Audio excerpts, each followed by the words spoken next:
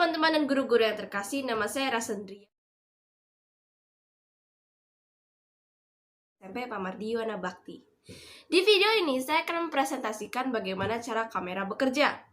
Nah, untuk mengetahui cara kamera bekerja, pertama kita harus tahu bagaimana cara mata melihat atau bekerja. Karena semua kamera didesain berdasarkan struktur mata manusia. Sebelum itu akan kujelaskan lebih dahulu sejarah terciptanya kamera. Sebenarnya ide awal tentang kamera sudah ada sejak tahun 400 sebelum Masehi. Filsafat Aristoteles dan filsafat Cina Mozi hanya melakukan penemuan sebatas teori saja. Sampai akhirnya pada abad ke-10, Al-Hazani menciptakan kamera obscura atau kamera lubang jarum. Kamera ini menunjukkan bagaimana cahaya bisa digunakan untuk memproyeksikan gambar pada permukaan datar. 1827, ilmuwan Prancis Nietzsche menempatkan pelat logam dalam pelarut dan secara bertahap gambar muncul. Heliograf atau cetakan matahari dianggap sebagai percobaan pertama dalam fotografi. 1841, pengambilan gambar dengan kamera dikembangkan oleh Talbot. Berkatnya, gambar yang sudah dicetak bisa dicetak ulang. Talbot juga merupakan penemu film negatif bernama Calotype. 1885, kertas film dikembangkan oleh George Eastman sebelum dia beralih ke pengembangan seluloid pada tahun 1889. 1948, Edwin Land menciptakan Polaroid atau kamera instan bernama Land Camera 95. Hingga pada akhirnya 1975, kamera digital pertama kali ditemukan oleh Kodak, sebuah perusahaan dalam bidang fotografi. 1980, Canon lahir. 2004, kamera digital banyak digunakan daripada film, dan begitulah sejarah singkat kamera. Secara singkatnya, pantulan cahaya yang kita terima diproses melalui kornea, diteruskan ke lensa, lalu ke pupil. Lensa mata lalu akan memfokuskan bayangan benda ke retina. Kemudian sel reseptor akan meneruskan rangsangan cahaya ke syaraf, lalu ke otak. Ingin penjelasan lebih lengkap tentang mata? Maaf, Anda salah menonton video. Di sini kita membahas kamera, bukan mata. Lantas, bagaimana cara kamera bekerja? Nah, sebelum melakukan penelitian untuk presentasi ini, saya berpikir cara kamera bekerja itu, ini kamera, ada lensa. Cahaya masuk, bla bla bla, jadilah gambar. Tapi tidak. Ternyata lebih rumit daripada itu. Dalam hal kamera DSLR, seperti banyak dari kalian yang tahu, cahaya masuk melalui lensa kamera.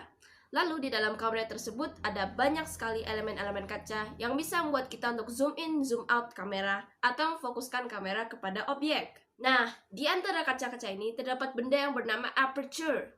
Yes, I am Jaksel, yang berfungsi untuk mengontrol seberapa banyak cahaya yang masuk ke lensa. Sama halnya seperti fungsi pupil. You see how it's all connected. Semakin kecil atau tertutup aperture, maka semakin sedikit cahaya yang masuk ke lensa, tetapi semakin jelas atau fokus gambar yang ditangkapnya. Dan sebaliknya, aperture yang hampir tertutup atau yang lubang kecil ini tuh cocok banget untuk kalau misalnya kalian mau foto tentang pemandangan, panorama, or landscape. I don't know. It's between the three.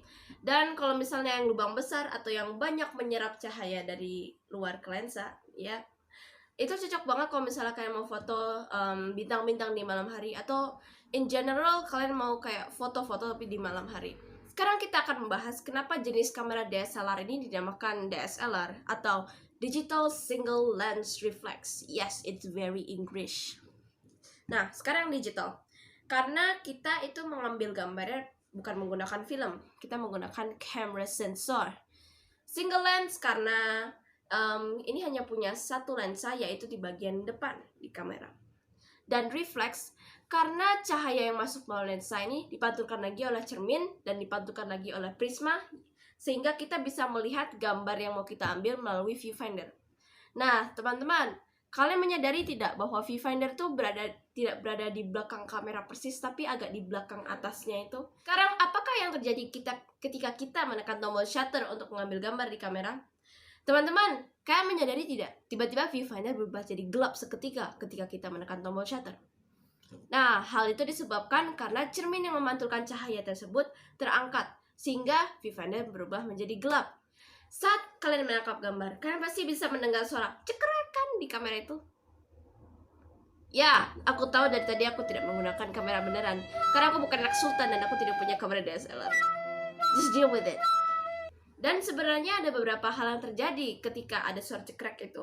Pertama, cermin terangkat, sehingga cahaya langsung terarah ke kamera sensor yang dihalangi oleh shutter. Itu sebabnya tombolnya dinamakan tombol shutter. Get it? because shutter button karena berfungsi untuk membuka shutter yang menghalangi cahaya ke kamera sensor. Kamera sensor menangkap gambar dan selamat, Anda telah menangkap gambar. Gambar tersebut telah diproses agar bisa disimpan di memory card yang itu loh. Dan begitulah cara kamera menangkap gambar. That's it. Jadi teman-teman dan guru sekalian, itulah caranya bagaimana kamera bekerja. Kalau misalnya kamu udah nonton sampai akhir ini, makasih banyak. Dan juga makasih banyak untuk channel-channel yang udah bantuin aku buat bikin video ini. Kalau misalnya kalian pengen belajar lebih tentang kamera, ini playlistnya ada di bawah nih di description. Aku bakal kirim linknya. Dan don't forget to like and share kalau misalnya kalian pikir ini berguna. Semoga ini berguna buat kalian. Dan jangan lupa untuk cuci tangan dan Tuhan memberkati. So, peace!